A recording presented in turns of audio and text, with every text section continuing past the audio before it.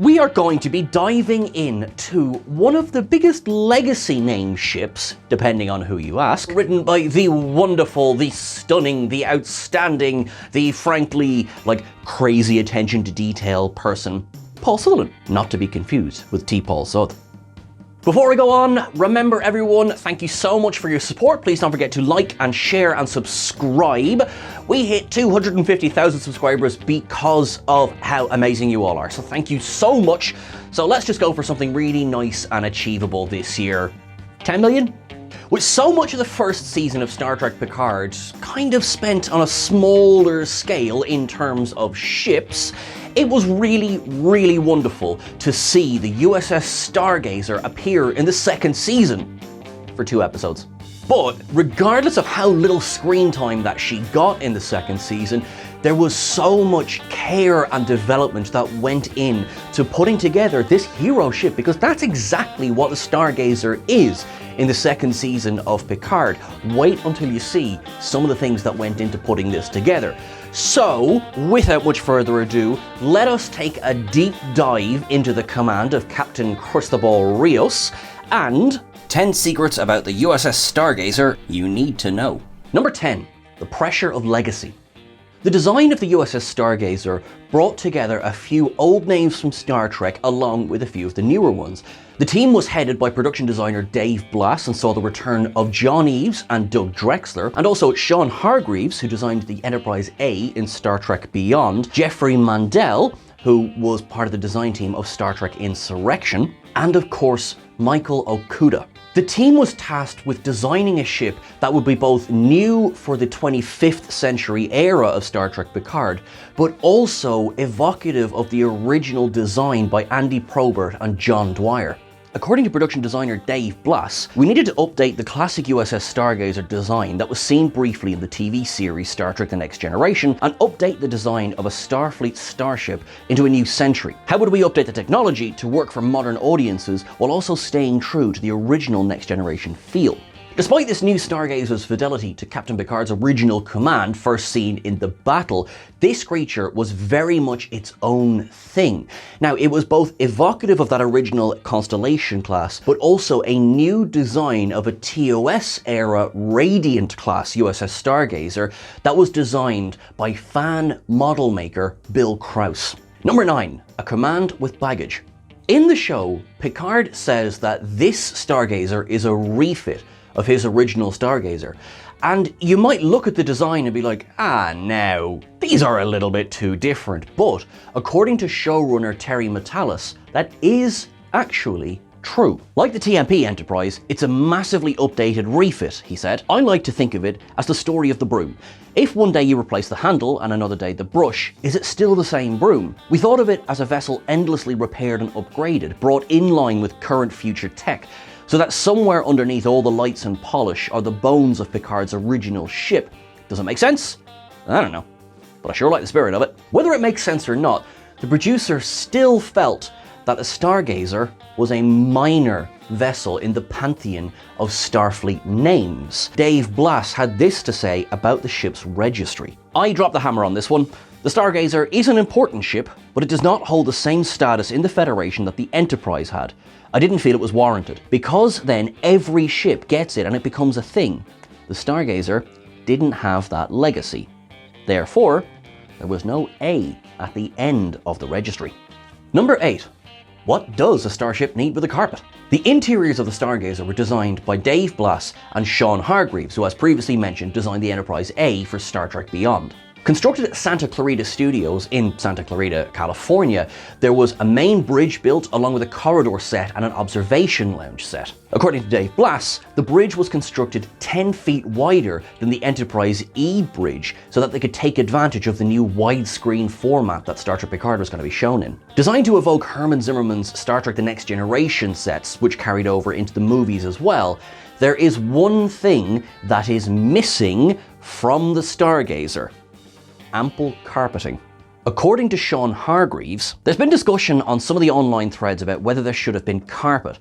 I disagree wholeheartedly. This isn't a cruise ship, nor a living room. When it gets down to carpet, no carpet, how shiny the floors are, etc., it's missing the point. Number 7. Observation Lounge observations. It sounds very strange to say the word observations without a certain word in front of it.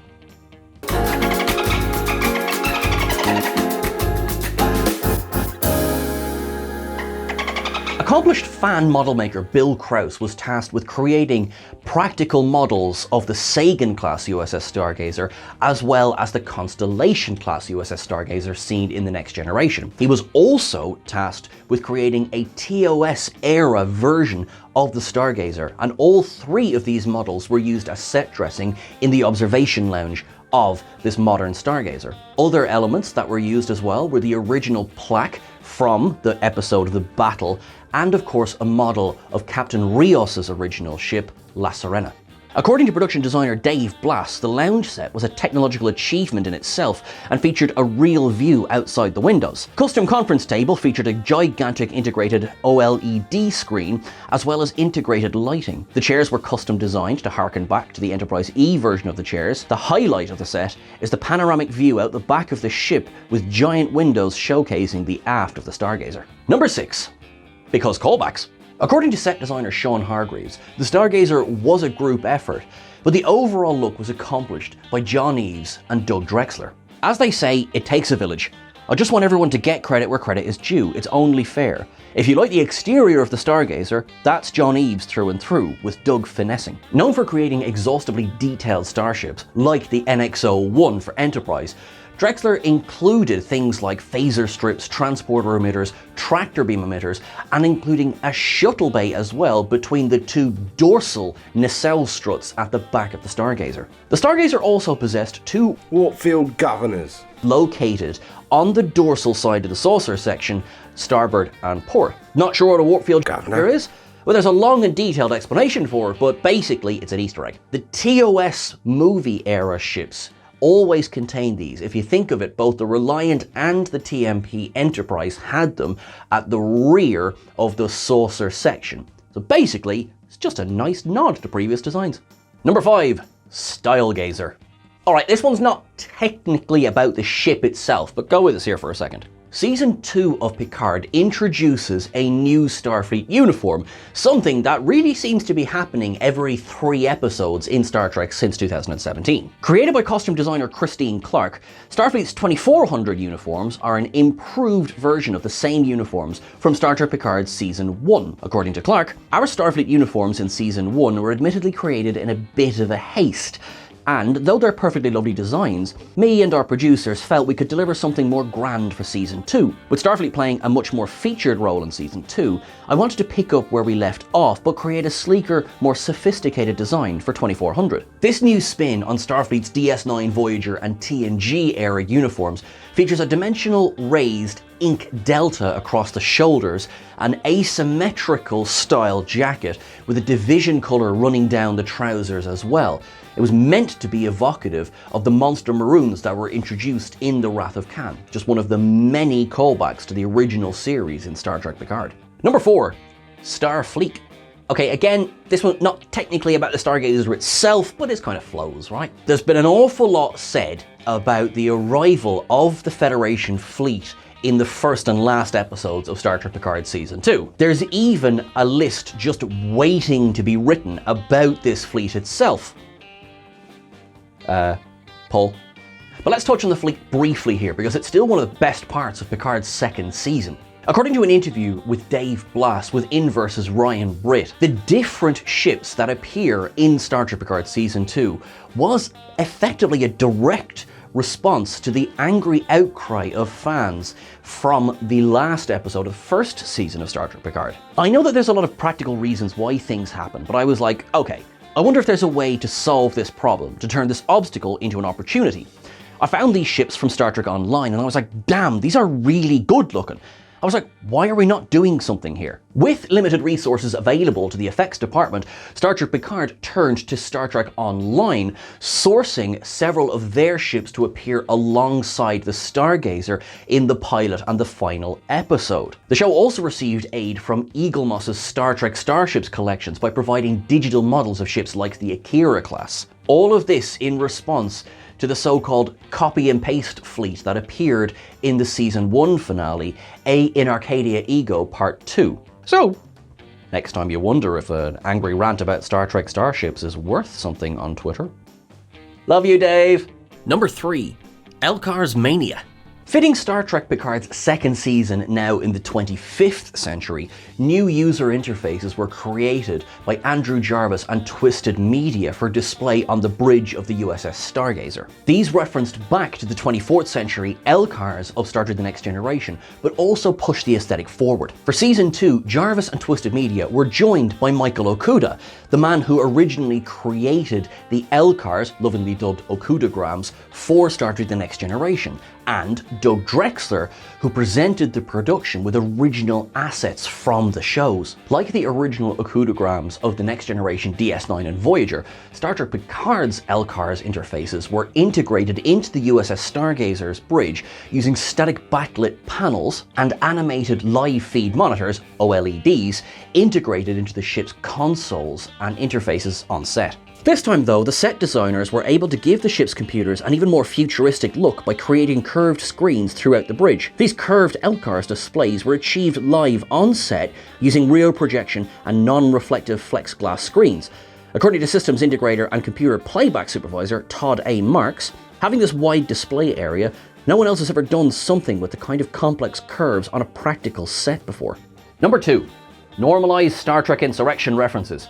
Sometimes myself and Paul might disagree on some of the points on these lists, but here is one where I am in complete agreement. Star Trek Insurrection is good, actually. Of the 4 Next Generation movies, it is the one that is closest to an episode of The Next Generation. While that is often used as a criticism, I think of it as a compliment.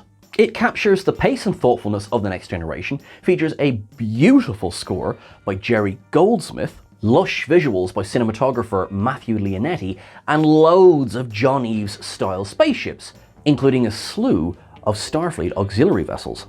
While references to Star Trek Insurrection have been light in the years since its release, the Sona are name dropped in Star Trek Deep Space Nine, and the Baku are given a shout in Star Trek Discovery's 4th season, Star Trek Picard's 2nd season contains a big nod to Star Trek Insurrection, the Stargazer's complement of shuttlecraft. Glimpsed only briefly in the Stargazer, the shuttlecraft that ferries Admiral Picard to the Stargazer is based on the Type 11 design of shuttlecraft that was created by John Eves for Star Trek Insurrection. This design was dubbed the Type 14 and was nearly identical to the Type 11, although it featured an additional antenna assembly on the dorsal side of the ship and Stargazer-style nacelles. Also of note, the Type 14 shuttle in this episode is actually graced with its own name, the USS Jameson, named after astronaut Mae Jameson, who appeared as transporter operator Palmer in the Next Generation episode, Second Chances. Number 1. See you in the funny pages. As of the recording of this, we are yet to know if the USS Stargazer is going to appear in the 3rd season of Star Trek Picard. We can say, however, that it has continued to fly in the printed, digital, pages of IDW's ongoing comic series, Star Trek Stargazer. In that series, there is a new officer in command taking over for acting Captain 7 of 9. This is the Andorian officer Makara, who invites Admiral Picard aboard the Stargazer to relive some of his glory days. As for the filmed adventures of the USS Stargazer, we will have to see, but it is continuing a legacy that several of the other ships in Star Trek's history have passed down, which is its sets have been redressed and redesigned to serve as the USS Titan A in the 3rd season. With so much history from the inception of Star Trek going into the design of the Sagan-class Stargazer itself, it's only fitting that the Stargazer would lend its own advances to a new generation of Starship. You know, I think there might be a list in that. Thank you all so much for watching along, and thank you again for your support on this ongoing series. We love this series, it's so interesting. What ship do you want to see next? Let us know in the comments below. Please don't forget to like, share, and subscribe, and remember you can catch us over on Twitter at TrekCulture. You can catch us on Instagram as well at TrekCultureYT. Catch myself at Sean Ferrick and all the various, and you can catch editor Chris at EditChrisEdit. You're all wonderful, you're all awesome. A very happy 2023 to you. Make sure you live long and prosper. To our friends in Ukraine, you are incredible, you are so brave, and it is amazing the strength you are showing us. To those who are protesting in Iran, in China and all across the world know that we are with you. Everyone, as much as you can, make 2023 a good one. Make it so.